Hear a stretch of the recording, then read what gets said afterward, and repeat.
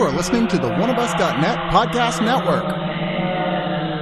One of Us is a podcast and video network funded all but entirely by donations and subscriptions. We do accept pitches for audio-based or banner ads, but on a case-by-case basis.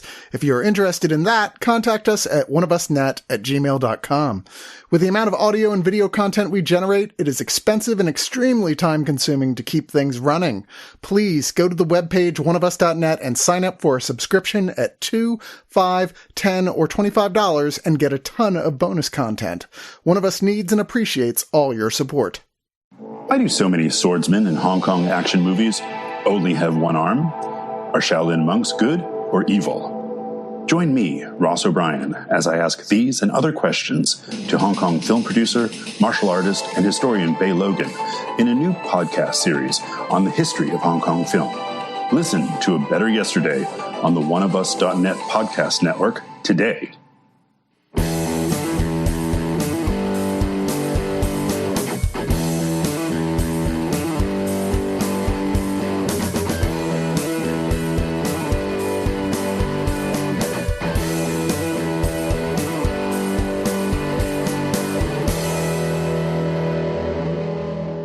I guess I shouldn't be surprised that there are 6 Insidious films. I mean, I remember seeing the original when it came out and going, I genuinely kind of like this, but I like it in a way that it's the first time I've ever seen a horror movie that's just straight up, we want to recreate what it's like to go to a good small haunted house.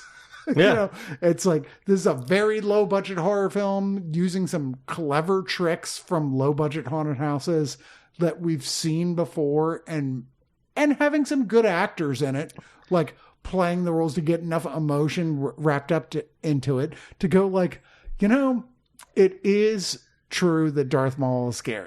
I just didn't think he would come into our world. You know what's kind of interesting about this movie, and I was just thinking about it, like James Wan creates the torture porn era with Saw, his first film.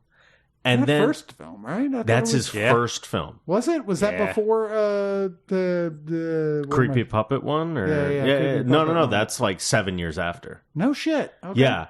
And then effectively, like Insidious kind of closed the door on the torture porn era. Yes. Afterwards, it's just interesting that the guy who opened the door also shut the red door. Well, ghost movies by definition don't have to be gory. Yeah. Like that is part of the reason why Hollywood got all in on them. It's like, oh, we don't have to be gory. They can all be PG-13. You know, it can be spooky, lots of jump scares, and we don't have to deal with blood and gore and people being upset about that and it's stuff. Cheap. Yeah. Yeah. And Insidious is the king of the Hollywood franchises of horror franchises of like, we can do this super cheap because the very definitions that we set up from the beginning are very cheap. They're fog machines, blue lighting. Yeah. Like, it's just like, this is a cheap way to tell a horror story. And it did work for several films for me. Anyway. Yeah, I agree. But like 6 films in, we got to kind of gauge to a little bit of, is it still working? And now we're talking about Insidious Out of the Further. Joining me on this review, Chris, is Sarah Jane, Nathan, and Brett. Brett, maybe horror expert here. Oh, boy. From his show, Necromancer. Yeah. On our site, oneofus.net. Yeah, big James Wan fan over Same. there. Same. How would you redefine this as a rom-com? Oh, That's their show. yeah. The cop. The lady's trying to get over to the other side, and her partner on the other side's trying to get over. And then when they cross over, they find like Romeo and Juliet. They're on opposite sides. Then they have to try to get back. They use the further connection to bring in a bunch of suitors. But this is the first one of the series that does not feature the primary characters from the previous films, like outside of Lin Shaye, who has been dead for 2 films now, and yet she's still here. She's a Agent Scully in the afterlife now. There's nothing cooler than the fact that Lin Shaye just collects a paycheck with these movies. That is the one thing I will, even if I had hated this, which I don't, but even if I had, I'd still be like, I'm glad she's still getting a paycheck. Yeah. You know, the premise here is that Gemma, this young mother who is played by Amelia Eve, who was in The Haunting of Bly Manor, which I think is great its biggest problem was it wasn't as great as Haunting of Hill House, which had come out the year before. But she plays Gemma, who's a young mom. We see early part of this film when she was a little girl and her own mom is like, something's wrong with her. She's crazy. And like spooky shit is happening in their house, and the mom dies, presumably by taking her own life by bashing her own head against a shower wall till it's, nothing. Yeah. But we're like quickly into like, okay, she's older now. She has her own kid, who's about the same age she was when the movie started. And she is a dental hygienist. A really chill job to have in a horror movie. Oh God, that was the horror. Oh man, I kept going, trying to think, is there another film that has gone this deep into the grossness of what it might be like to be a dental hygienist? Yeah. That isn't even a horror movie level of it. It's just like, this is disgusting job. And yeah. I've thought about it being in a dentist's office going like, I could never do this. This is so gross. But this is from like the viewpoint of like looking in there and even from the inside of the mouth repeatedly like pulling out gross crap from people's teeth and going like, oh, Jesus Christ, this is so nasty. Yeah, I know. I wasn't looking. No, I understand.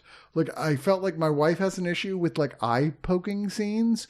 Like, and so do I. Those don't bother me, but I think I discovered a thing that bothered me. Teeth, teeth stuff. Yeah. Teeth stuff Teeth is stuff. bad. Yeah, and it's not even like lots of films we've seen like pulling out teeth, like the Right. Hostel films and I think stuff. it's the scraping. But this was weirdly worse in that sense, like more disturbing of like watching the scraping and goo coming out of people's mouths. This like, is the grossest one yet, yeah. But so we discover that she has not been able to let go of anything from her mom. She's still living in the same house with her young daughter. She still has all her mom's stuff in their garage, like all packed up in there. She cannot quite move on. Past her trauma. Yeah? I feel like trauma should just be presented on a platter with every horror movie now. Like A24 didn't make this, so we can move on. So it's all right. We don't have to go It's too kind of deep got a into lot in common with that. Backrooms. It's a little bit of like a nod to all the trauma stuff, but it's like, yeah, but that's just kind of the starting point. Yeah. And she starts having, after finding a ring in the shit with her mom stuff, starts having really effusive, difficult nightmares. And of course, we are like, immediately, because we recognize all the elements of it in the previous films, she's in the Further, which is the place between this world and the other world where the angry, shitty ghosts live. But fortunately, Lin Shaye still lives there, and she walks around in it like she's kind of functioning in both societies. She is fine. She is doing just fine in the Further. She's like David in Alien Covenant. Yeah. She's in her heaven. But she finds out like, okay, she starts to believe like, okay, something is going on here. Something is wrong. And basically Lin Shaye goes, here's a message to you, where she comes out of a dream, not the first time, with something in her hands. Like, oh my God, where did this even come from? Like a portion of a burnt book that has an address. She goes to that address and she meets a tattoo artist who's like, oh yeah, I was expecting you. Lin Shaye told me you were going to come. Sorry, I said Lin Shaye, Elise. And here's the deal. I can let her take over me and she can explain to you what's going on. I feel like I would be a little bit more cynical at this point, but whatever, Insidious film, let's go. And she's like, here's the problem, is that you have the same thing that your mom did, is that you have a rare ability that's never been mentioned before in any of the And you wouldn't Insidious believe films. there are 5 other movies in this franchise, basically. Where you can grab stuff from the Further and bring it back to our world. So here's a brand new villain who is deeply unremarkable, who is trying to get you to make him and other ghosts come to our world. She also has like a absurdly hot police boyfriend. Yeah, that guy was in Nope, am I correct? Yes, Brandon Perea. Yeah. Love him. Just like right off the bat, like, anyone would be lucky for that to be their boyfriend. You're like, ACAB except for him? I know. When he put on his uniform, I'm like, oh, fuck. But okay. Who's like, I don't know, lady, but I love the one thing. There are things about this film I do like, and one of the things I loved is that the film early on gets rid of the whole, like, I don't believe you, and she has to go through being disbelief, and early on he's like, holy shit, this is all real, holy fuck. Yeah. I was like, oh, thank God, because I'm so annoyed by, like, an act and a half of all these ghost movies of being like, no one around you believes you. One of the worst ones was in the most recent Insidious. Half of it is the characters who have already experienced events like this now having to reteach each other to believe in the events that they've already experienced in the other films. Yes, that was weird. That was like one of the number one, like, it's like if Dr. Sleep, but with everybody having amnesia. It just was such lazy screenwriting. Yeah. And, I do appreciate the fact that we've moved on from the other characters. I mean, they appear in flashbacks in here as Lin Shaye references them, but like, okay, sure, that's all we need is to attach it to that. We don't really need more than that. I like that it's a whole new, like, that we're adding on a major thing to the premise here. My biggest problem is really that I think that the villain, like, is not a very remarkable villain. Like, he's not very interesting either visually or like storyline wise. It's so generic. And my second biggest problem is that there are so many huge, but why moments in this film. It made me go, but why? And I will, non-spoiler wise, the person who, the tattoo artist who she's working with, it's like, I'm going to come over and we're going to detail a bunch of stuff for you. And to do it, I need to bring a whole bag of grapefruits because I guess I can't just draw. I have to only tattoo stuff to get like, and tattooing on grapefruits apparently is easier than anything except human skin to recreate that experience. That's her canvas. Tattooing on any tattoo artist can also draw. And I'm just like, you could have drawn these same things in like a half an hour tops. And you're like, this definitely took 9 hours. I went, what? What is this? But this is far from the only point in the film I was like, what? That doesn't make any sense. Why would you do things that way? I will say, I think there's multiple points in this film that it does things that I say, I've never seen this in an Insidious film, much less another recent horror film, that enough that even though they may not have been fantastically executed, I haven't seen that before. So points. Yeah. Yeah. No, I'd 100% agree. I thought that this was easily the strongest of the sequels that does not have James Wan's name on it. I found that the other two, before they started getting to like main timeline stuff, the like prequels where, oh, here's just another case I dealt with that we never fully talked about with Elise, that just ended up being so just, okay, how many more adventures did she fit in before? Like, the first one finds a good way to build out a franchise. Like, when there was a sequel to the first Insidious, and we're like, oh, well, wasn't everything said and done there? I felt like it had sturdy bones, then it made a lot of just questionable decisions with it. This one, I felt like actually kind of evolved stuff. Not at a level where I'm like a diehard super junkie fan of it, but I was like, oh, they're doing different things here. Like, I like that they were trying to evolve stuff, but I went, but what's your end game? Because it doesn't work. Well, I hope the end game is nuking the further or building condos inside there. No, but I mean, like, in terms of like the Ghosts end game and the movie's idea of it, I was like, but none of this makes any sense. I just keep going, wait, why would they be able to do the same things in the real world that they're able to do in the further? That doesn't make sense. Well, how are you not? I felt like there was a lot more explanation needed, and the whole movie felt so lazy because of that aspect of it. I don't fully disagree, but I found that the villain's plot was just very simple. Like, oh, we're going to bring all the monsters to the world and they're going to wreak havoc and yada. Like, it was easy enough in its simplicity for me.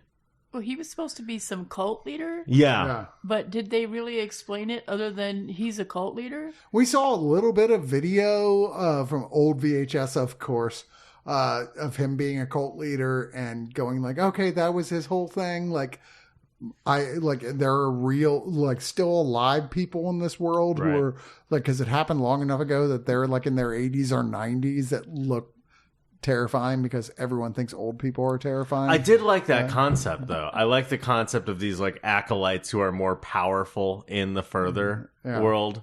Yeah. I wish it was expanded on more, but like there's only so much you can really. I feel like there was a way to make it more interesting, and it was just kind of banal in the end. Their explanation of like what was happening there. I enjoy that they introduce enough conceits where it's like, oh, they're using this gas tank. This is their way of sedating themselves to get in this world. Now we need to find them. It gave everything like.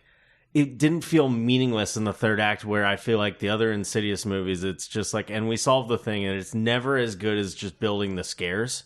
Can I say this, though? Like, there were multiple points that I was like, that doesn't make sense. But the one that really stopped me dead in my tracks was there's a point where they get the cop boyfriend to go to the house across the street where they're like, all these people that we're talking about, these other people are living there, but we know the people who live there, and where are they? And they go in there, and they're like, the place is filthy and hideous, and there's no sign of the people who live there, and that's the end of that discussion. I'm like, wait, what? Like, how would this not be you are criminal trespass, you have no place to be here? Because they can get to her from prison. I just went... They covered that. What the fuck? I was kind of hoping that because he at one point calls in backup, I really was hoping it would just be like cops versus demons at the end of this movie. I hope for that too. Yeah. Go ahead. I was just going to say, some of the cult stuff was giving a little bit of Mandy vibes. Like, I was picking up some of the Mandy stuff it was putting down, especially since we got a lot of it through VHS. But I agree that, like, sometimes, especially in modern movies now, sometimes there's this thing where they're like, oh, let's use all these scientific loopholes to get through death and stuff. Like, if we kill you, then technically the curse is gone, and then we'll bring you back. But there was some pretty cool stuff where the people in our world were having to do stuff to go to the further. The people from the further were having to do stuff to come here. And I agree that if we're going with escalation, first of all, I'm okay with just accepting bad guys from the further coming into here is enough. I understand that there's some supernatural stuff there that is left on the, like, to be answered. But if we're looking for, like, escalation, I agree. Like, adding soldiers to the mix, adding sleep gas, and all this, like, weird soldier stuff. I'm going to bring a hand grenade with me to the further. Make it a little bit more Devil May Cry, maybe. Like, I don't know. There's stuff on paper that sounds great. I just didn't think it was executed, like, in a way that made any sense. Yeah. It's like, I need more. You need to... I did imagine... You're going to take these huge jumps. I need more to make this make sense to me. I just wanted them to just go hog wild with that. I mean, once you're at like film 6 and you're starting to introduce new concepts, I kind of want you to take it a lot further. Right. So to speak. I wasn't even trying to do that. And I realized that I was. But like, I feel like the biggest failing of this movie to me was that at the end of the day, it just ended up being another spooky house movie. And it's them trying to discover this, where I've always thought that this franchise could have a lot of fun in its own mythology, and it only ever like half steps. But this is the most that they've had fun with this mythology since like 2015. It's the biggest mythology step forward they've done in a while. They just didn't do good to shore up the ends of it. Yeah. Now, that being said, that stuff, which I had more of a negative reaction to than not, because I'm like, y'all are creating a bunch of new ideas, but not supporting it and making it make sense in the film. The stuff I did really like was some of the, like, let's find things that people, like, going back to things that people are freaked out by that you don't see a lot of horror movies really get into in the way they did. And I've never seen anybody play with, and I'm sure it's got to be out there somewhere, but play with the couch fort. Yeah. Yeah, like, that was a standout sequence like for me. Like the kid couch fort thing. I was like, that is great. That's like a New Nightmare. New Nightmare meets Backrooms. Genuinely, I thought Backrooms. Yeah, I was like, that's genuinely creepy and cool, and I really like that. That's a fun idea. And then I liked the gross out stuff they were doing in the dentist chair, like that, some of which was not even like this is a horror sequence. It's just how horrible it must be to be a dentist. I also thought the lead actress, while not nearly of the caliber of Patrick Wilson or Rose Byrne, I thought that she was very easy to root for, and I was genuinely kind of invested in her story, and that's hard to do when you're coming into a franchise. Yeah, no, I see that. It's not one of those like, oh my gosh, like I cannot even remember Nell Tiger Free in The First Omen, where I'm like, oh my gosh, give her Best Actress, but this is. I thought it. The one guy saying that. Oh, come on. She's amazing in that movie. Really good, but nobody else but you was saying give her Best Actress. Man, I don't know. She looked too much like Naomi Watts in the ring. I was thinking the same thing. So it was throwing me off. It felt very intentional, to be sure. Like giving that, but she's very attractive. She is a decent actress. I don't think there's a point where it was like, wow, this was a standout performance, but like it was still a solid performance. There was never a point I went like, oh, you're bad in this, or you made a misstep. She's good enough to make me overlook a lot of her really dumb decisions at points. Maybe so. Which is no small feat in a horror movie. Yeah. And like, I mean, it feels like some of the points that I like, and as we got into the third act and it became much more dependent on Lin Shaye, was like, I kind of want to forget this is attached to the rest of the Insidious films. Like, I love Lin Shaye. She's great. I'm happy she's getting a paycheck. But at the same time, I'm like, I just kind of wish this had nothing to do with the rest of the Insidious films. And like, maybe I would have been a little more forgiving of it, where I'm just like a little exhausted with, we're going back over this. We're doing this again. Okay. Like those are the points where we're like, we're just doing this again. Whereas the rest of it is like, oh, we're trying to do something new with the concept of ghosts trying to come into our world. I came into this never having seen an Insidious movie. Wow. Oh, wow. So on the weekend, I said to my husband, we need to watch at least the first one. And then I could just look through Wikipedia for the rest to get the plot. And so we fell asleep at the exact same point, about like an hour in. And so we didn't finish it. He finished it, and I did not. And it was okay, but they're just not my kind of movies. And so... but I read up on all the rest of them, so I knew what was happening. But I got to tell you, I fell asleep twice during this movie. During this movie? Oh my God. This movie is loud Yeah. at points. And it still was boring enough to make you go to It sleep. was, and I felt like I was in the further. I was about to say, twice. you saw it in further vision. I was. And so... I mean, I wasn't out for any length of time, but I knew I was out, and I was like, oh, wait a minute, okay. It's definitely not everybody's cup of tea. Even friends of mine who are as big horror fans as me are like, some of them I know are like, I just cannot do the Insidious. Like, I can do Conjuring, I can't do Insidious. And to me, I always looked at Insidious was the horror film equivalent of a town haunted house, your local haunted house. It's trying to go use all those same tricks. It's super low budget. It's doing the exact same thing. It's tons of jump scares. It's doing the exact same thing. It's trying to be elevated to more than that based on all these parts. And I think the first two make it kind of work. And there's points through the rest of them, not the last one, that make it work.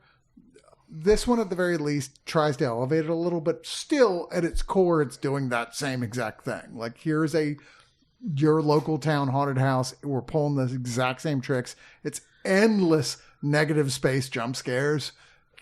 Like, if that is a thing you like, and there's nothing wrong with that, if that's what you enjoy that, but if it is, then hey, this is better than the last one. At least, I mean, if it is what you like, you've seen it done better in the first two. Yeah. Like that's the problem with all the Conjuring sequels. That it might even to some extent be the problem with some of the Saw movies. I will some say of the The Conjuring movies. 2 is a great movie. That its biggest problem is it's way too long, because he wants to genuinely make a good movie out of it, and you forget that you're watching a horror film because he's trying so hard to make a good movie out of it. Yeah, it's but a genuinely good film. It just is way too long. Whereas the first one is perfect. It almost has like the same problem as, and obviously this is to a lesser degree than like the Alien sequels or the Terminator sequels, where you're like you have two films directed by like a good director who is at the top of their craft at doing this thing.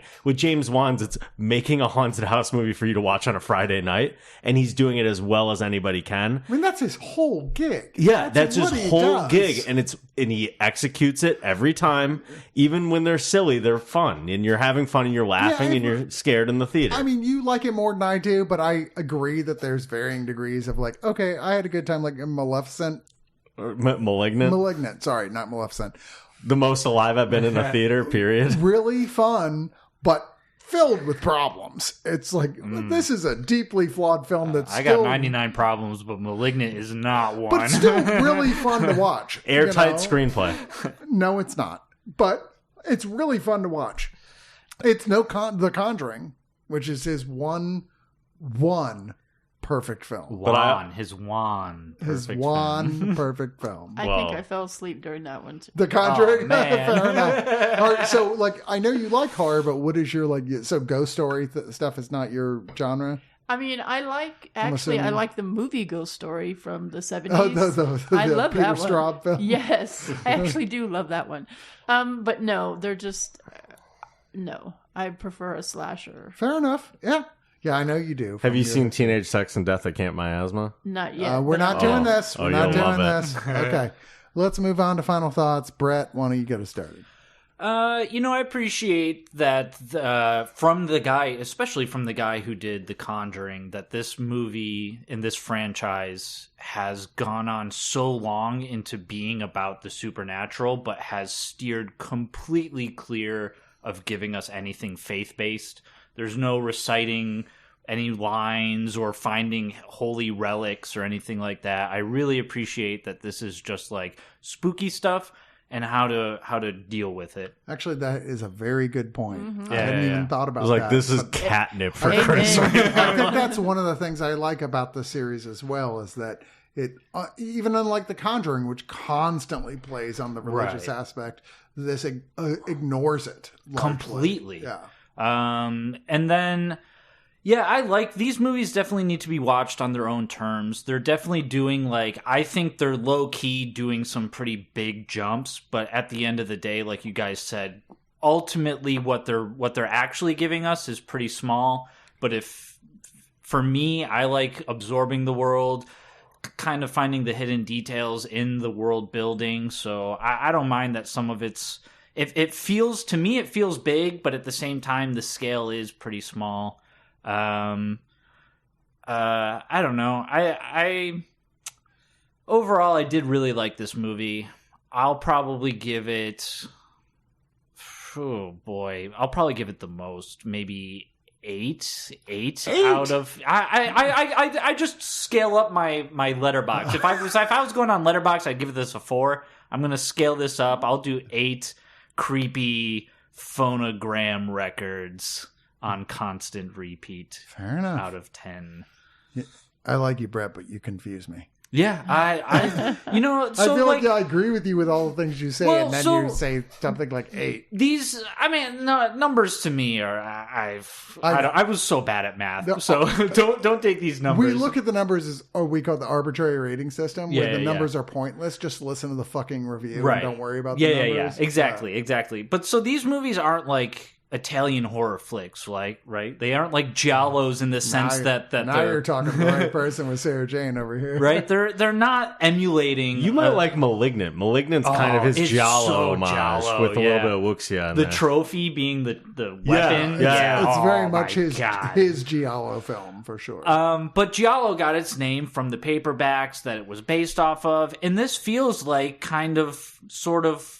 Like a dime paperback novel you'd buy at the airport and just flip through. I don't need to see that. I mean, I'm glad I saw it on the big screen, but I don't need to see these on the big screen. I could be at home on my iPad, nice and cozy in my bed, just kind of like chilled up, watching an Insidious movie. Kind of feels like Goosebumps for grown-ups.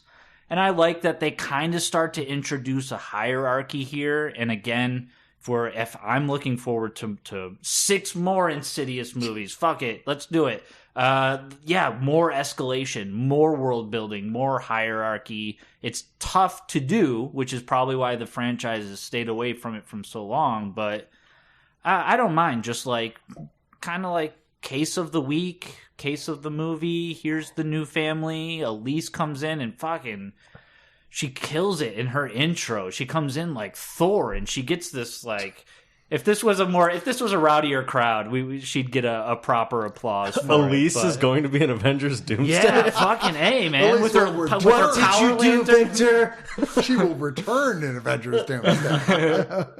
Yeah, her little power lantern showing the Avengers the way. Little simple comic strip that was like somebody's like grandfather's funeral, and they were like, Charles will return in Avengers Doomsday. I was like, that's what I want no matter what happens when I die. And like, I want them to be like a placard at my funeral that says Chris will return in whatever the next big Marvel film is.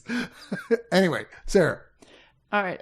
So like I said, I came into this not having seen any of these Insidious, but I got on the review because I knew that they were starting like a new chapter of it, and so I didn't really need to know about the other movies. So I just thought it was okay. Brandon Perea was my favorite, and I'm glad he popped up because I was like, hey, it's my guy from Nope. He's a solid hottie. Nope is so good too. I know. Nope. I need to watch it again. Only because the whole, like, I have problems with Vor. Like, Vor freaks me out really, really bad. And like, watching it the moment I realized this is a Vor film, I was like, nope. There was some pillow fort Vor stuff that could have veered into that territory here. Yeah. So he, I was happy when he was on the screen, and I did fall asleep a couple of times. I'm sorry. But Shay woke you up. It was just okay. I think the further is just silly, and so I can't get past that. I think it's just dumb. If I'm gonna have a haunted house, I'm fine with ghosts, but I don't need to go into some misty place where there is. I did like the ghost on the other side, the chick with the gun. I did like her because she looked like she was from the 40s. The actress is cool in her portrayal, but it kept making me think, once we're on the other side, this is dumb. None of this makes any sense. Well, yeah, she got a shotgun. But also, I like that most of them are human, but every once in a while, they'll throw in a little Star Wars. That one is in one of the 2 Wan movies, right? Yeah. Oh. So, it's just... I probably will never watch another Insidious movie. And you say that now, but and you can't lure me in with Patrick Wilson because I just think he's like the most boring, generic. I'm watching him in Cape Fear right now, and I'm like, well, okay. Well, I guess don't judge him based off of that. You got a buff body now, but he's just the Annabelle sequels. I haven't even seen those because I don't like him. 2 and 3 are great. He's great. He has such weird I'll praise Noah Hawley. surgery. He's great in Fargo season 2. Hang on, I love Noah Hawley, so I maybe don't. I'll watch it. We'll see. How are we? No, I'm kidding. We're trying to find an Look who you're olive branch. talking to, Sarah Jane. Yeah. No, I like Nathan. I mean, we probably don't agree we on all stuff, love but- Nathan. You just have to be aware of the weird shit that he says. Well, he's young, I know. so But I think handsome. I'm probably the oldest out of all of us. By the way, like all of the one of us. I just wanted to older say, than me? Yeah. Are you? Yeah, We'll have to compare notes later. I am. I think by a year, maybe 2. Maybe so. Anyway, Right. back to Insidious. So, it was just there for me. I'm gonna give it. I mean, it's kind of mean to even give it a grade, but I'm gonna give it the same grade I gave Onslaught. I'm gonna give it a 4 out of 10. Oh, shit. Ambience. 4 out of 10, well, maybe 3 out of 10. Weird trio of ghosts who reminded me of the Disneyland ghosts that you get at the end of the Haunted Mansion, if anybody's been on it. I love it so much. Do you know what I mean? Where they can sit in your thing? That's what they look like. I'm obsessed with Disney's Haunted Mansion. Okay, well, that's what they look like. how'd you like the movie, the new one? The second one is acceptable. Okay, I never saw it. The first one is atrocious. I was just curious. No, I probably never will. The second one is acceptable. It's not like go see it. It's like, it's much better than I thought it was going to be, but it's still not great. It's no Pirates of the Caribbean. Not the first one. No. Yeah. Insidious 7, Acceptable Mansion. Nathan. Well, the truth is you weren't talking to Nathan this entire review. We're talking to Chaka, who is stuck in the further right now, and I only have like 60 seconds to get my rating. I believe it. I believe it. No, Fuck off, Chaka. The power of Christ compels you. The power of Chris compels you. The power of Chris compels you. oh, guys, wow, that was tough in there. There was a lot of smoke. Yeah, I mean, the first two of this franchise are truly okay. I don't think I talk about this enough when I review, but I'm the oldest of 10. And all of my sisters are all like budding horror junkies. They're all sisters? No, they're not all Okay, sisters. 'cause I was just like, I have would be 4 sisters, insane. and I'm one of 6 brothers. Okay. So, and they have all been introduced to horror through me, and the only thing that really got them into horror was watching the like Insidious movies and the Conjuring movies, and they're really great intro horror movies, especially because like the first Insidious, I feel like Stefan from SNL saying this, it has everything. Like it has the kid is something wrong with the kid. There's something wrong with the house. There's something wrong with the dad. It's got everything all wrapped up in a nice bow for $11 million that grossed well above that and has stayed successful. And they've not really found a way to expand the franchise without Juan's touch, and I feel like this is the only one that has managed to expand it in any way that's remotely interesting. Would I like them to be more interesting? Yeah. I mean, I've already joked about throwing a nuke in the further and all that. The more you develop all these rules, the more I'm like, let's really test the limits of this. Once you can bring items in there and take them out, I don't just want like it to be confined to a house, although without saying anything about the ending, I thought they had a really cool resolution to everything. The resolution was one of the best parts of this whole thing. Yeah. And, you know, it says something to go out pretty strong. Compared to other horror movies this year, this is, you know, it's just kind of fine, passable. We had a super strong horror here. Yeah. And this is a franchise that is grasping at some new relevance and afraid to move away from the things that made it mean something before. I think it's very formulaic, and it does exactly what all the other Insidious movies have done. Yeah. I think if you genuinely enjoy these movies and want to go see a sequel, though, like you're not going to walk out of this movie fully disappointed. It's the film equivalent of voting Democrat centrist. Oh, God. Like, it's more the same, but, you know, I was at least surprised. it's like pretending to be about something. You It like was vote just blue no matter who? It was just strong enough to make me wish it was better, which isn't a great place to be in, but for this franchise, I think it is the third best, and if you are a fan of this franchise, I would highly suggest watching this movie. As far as horror movies, you can do a hell of a lot better this year, and you can do a hell of a lot worse this year. I mean, we literally saw a movie about a haunted podcast this year, which isn't even the worst horror movie I've seen this year. True. Yeah, no, I mean, I had a good time with this.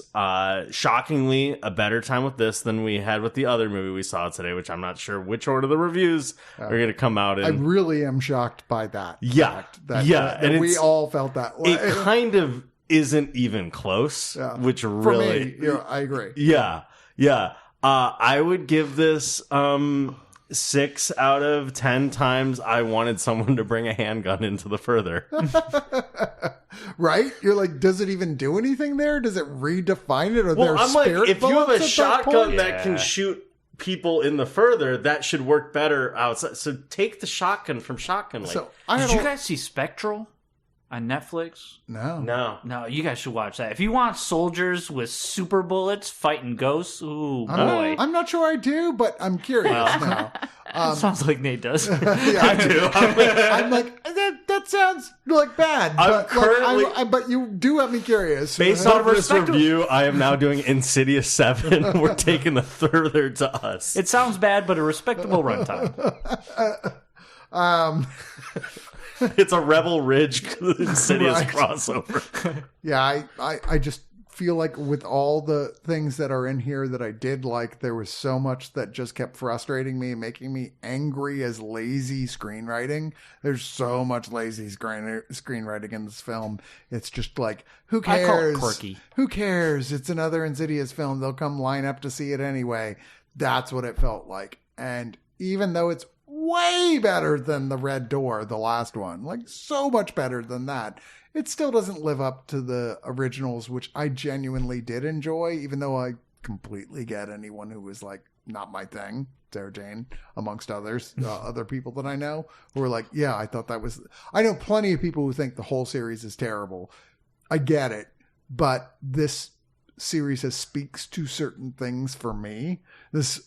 as someone who just took a job at a haunt, I'm just like, I love haunts. I love them so much. I love Disney's Haunted Mansion. I love haunted houses. I love all that shit.